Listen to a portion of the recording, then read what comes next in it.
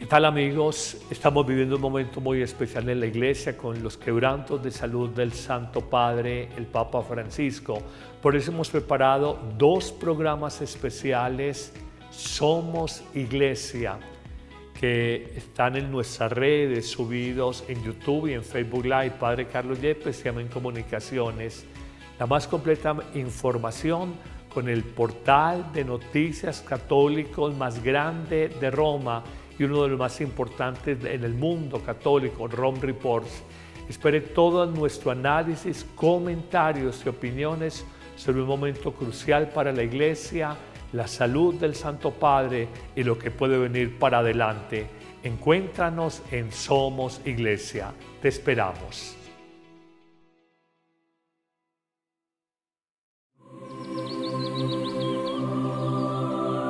Palabra de vida. Evangelio de hoy, Padre Carlos Yepes. Del libro del Génesis, capítulo 11, versículos 1 al 9. Toda la tierra hablaba la misma lengua con las mismas palabras. Al emigrar el hombre de Oriente, encontraron una llanura en el país de Senaar y se establecieron allí.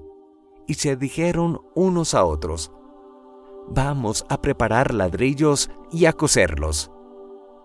Emplearon ladrillos en vez de piedras y alquitrán en vez de cemento y dijeron: vamos a construir una ciudad y una torre que alcance al cielo para hacernos famosos y para no dispersarnos por la superficie de la tierra. El Señor bajó a ver la ciudad y la torre que estaban construyendo los hombres y se dijo: son un solo pueblo con una sola lengua. Si esto no es más que el comienzo de su actividad, nada de lo que decidan hacer les resultará imposible. Voy a bajar y a confundir su lengua, de modo que uno no entienda la lengua del prójimo. El Señor los dispersó por la superficie de la tierra y cesaron de construir la ciudad. Por eso se llama Babel, porque allí confundió el Señor la lengua de toda la tierra, y desde allí los dispersó por la superficie de la tierra. Palabra de Dios. Te alabamos, Señor. Salmo 33. Dichoso el pueblo que el Señor se escogió como heredad.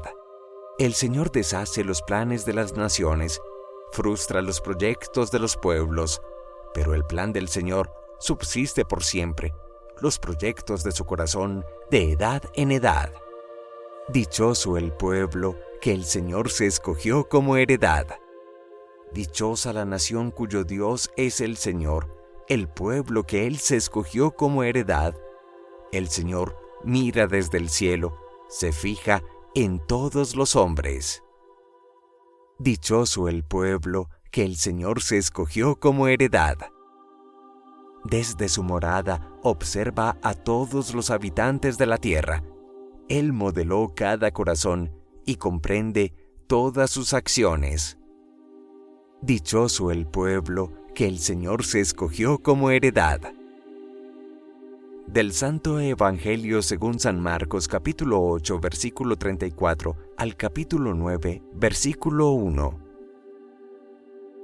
En aquel tiempo, Jesús llamó a la gente y a sus discípulos y les dijo: el que quiera venirse conmigo, que se niegue a sí mismo, que cargue con su cruz y me siga.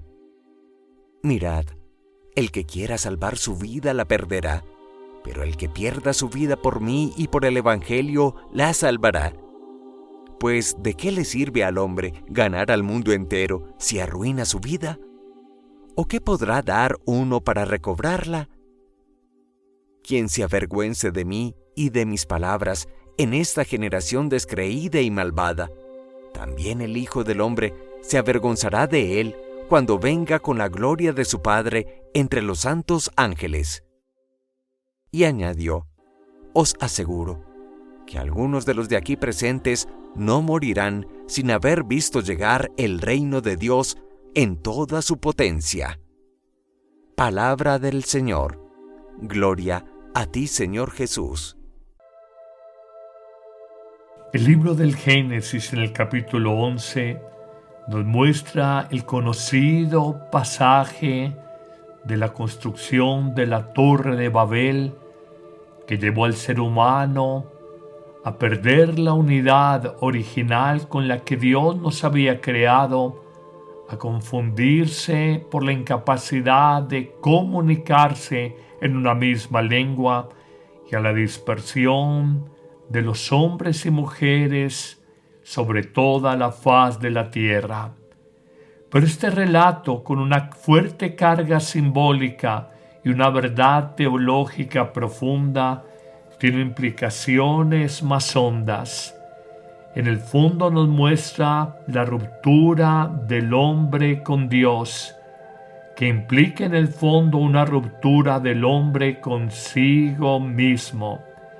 Es que descubrimos en estos primeros capítulos del libro del Génesis que ese deterioro, conflicto del hombre con sí mismo, que es el pecado, y llamamos el pecado original, en el fondo fue la causa del conflicto entre Adán y Eva, nuestros primeros padres, de la enemistad entre Caín y Abel, dándose el primer fratricidio u homicidio sobre un hermano, y finalmente la ruptura en la unidad social y espiritual en la humanidad en el relato de la Torre de Babel.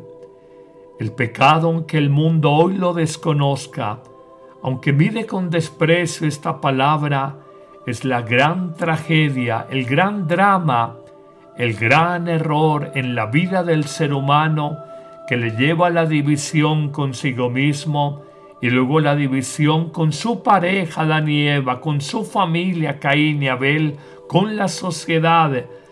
La Torre de Babel, que quedó apenas en inicio de construcción. A pesar de que la humanidad se ha visto obligada a dispersarse en multitud de pueblos sobre la faz de la tierra, Dios no abandona al ser humano, y la respuesta sobre esta división social y espiritual es la alianza y la elección que Dios hace de la persona de Abraham y su descendencia para recoger a todos los pueblos dispersados en el episodio de Babel y volver a recuperar la humanidad. Y este episodio de Abraham de alguna manera nos recuerda lo que viene Cristo a hacer con nosotros, a crear una nueva humanidad fraterna, no dividida, unida, integrada, donde no habrá diferencia entre un judío y un gentil, entre un siervo y un señor, entre un hombre y una mujer.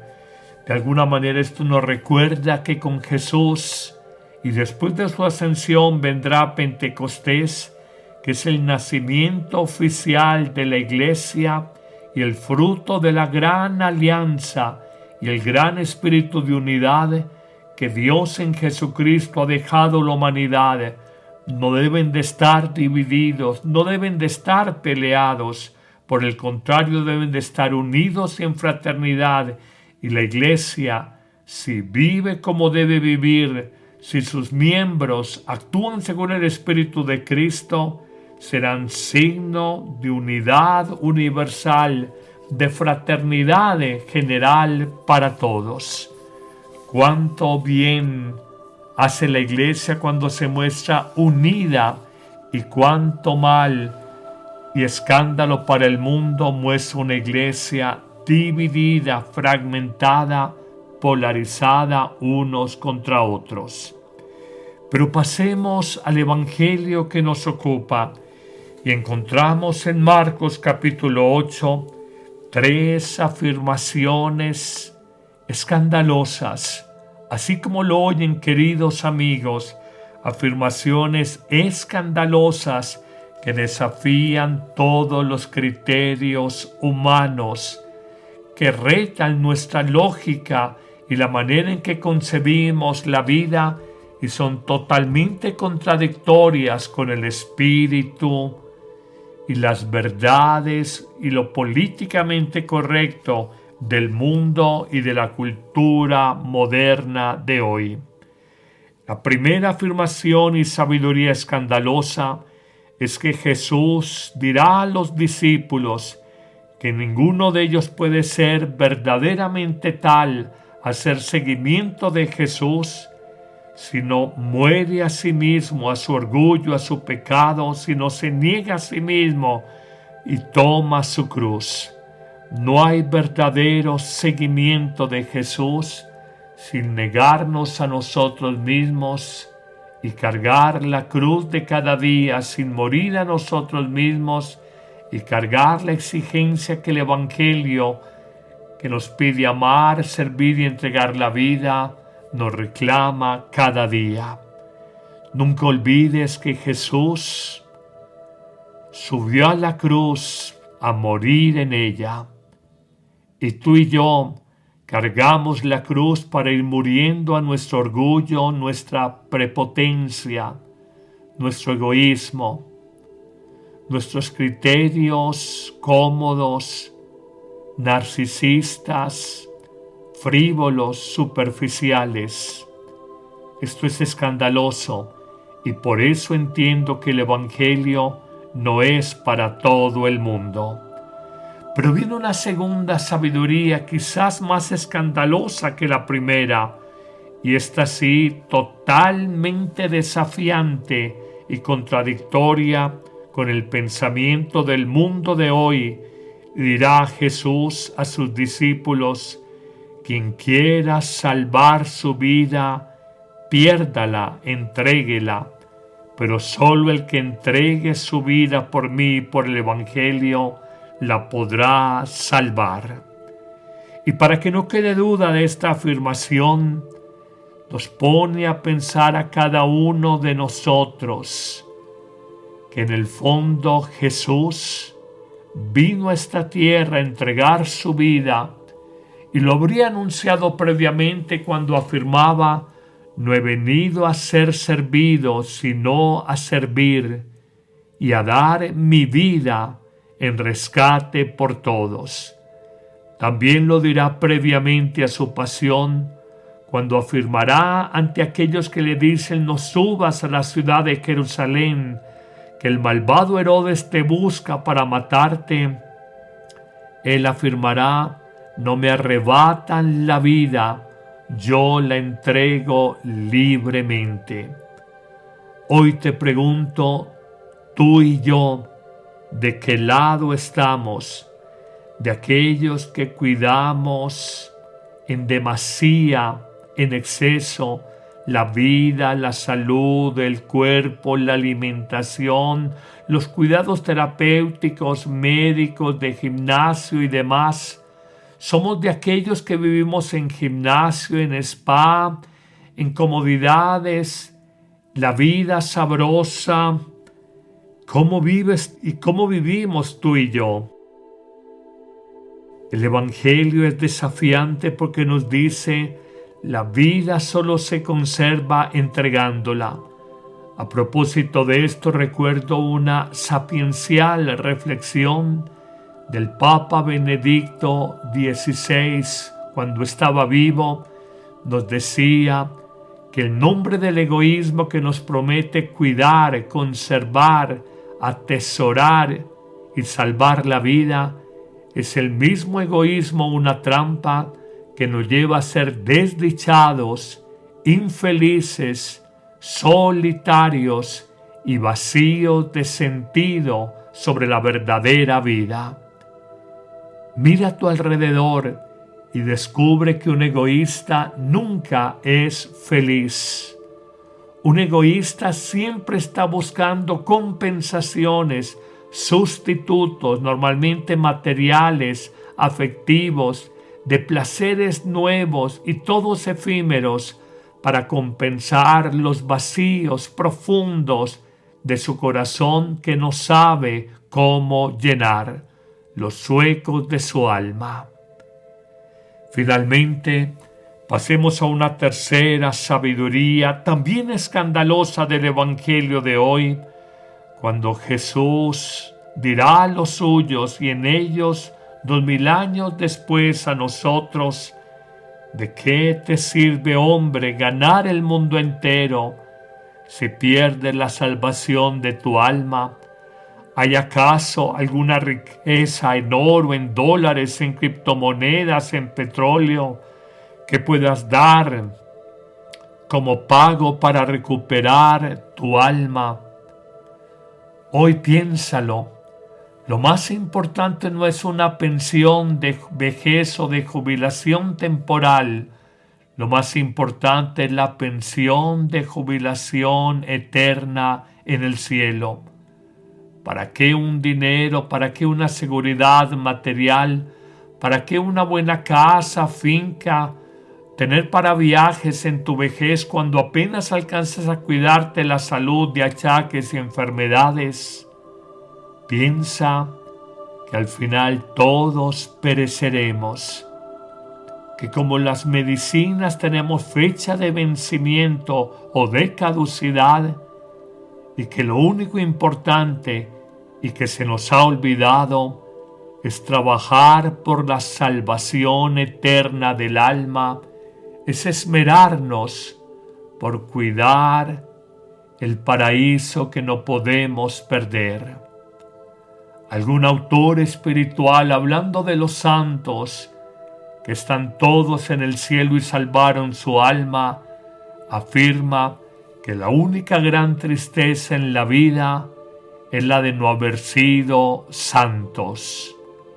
Traduzcamos esta expresión y digamos: la única gran tristeza en la vida es la de no haber sido salvada nuestra alma, no haber alcanzado el paraíso, habernos quedado en las cosas del mundo, olvidando que todo lo del mundo pasa. Que el Señor te bendiga en abundancia en este día, en el nombre del Padre, y del Hijo, y del Espíritu Santo. Amén. ¿Listo para un cambio? La app Amén Comunicaciones te abre las puertas a un mundo de fe y reflexión. Con un solo clic podrás acceder a misas, oraciones y contenido que nutre tu alma. Esta app es ligera y fácil de descargar en Android y Apple. El Padre Carlos Yepes te invita a unirte a esta comunidad de fe y esperanza. No dejes pasar la oportunidad de crecer espiritualmente cada día.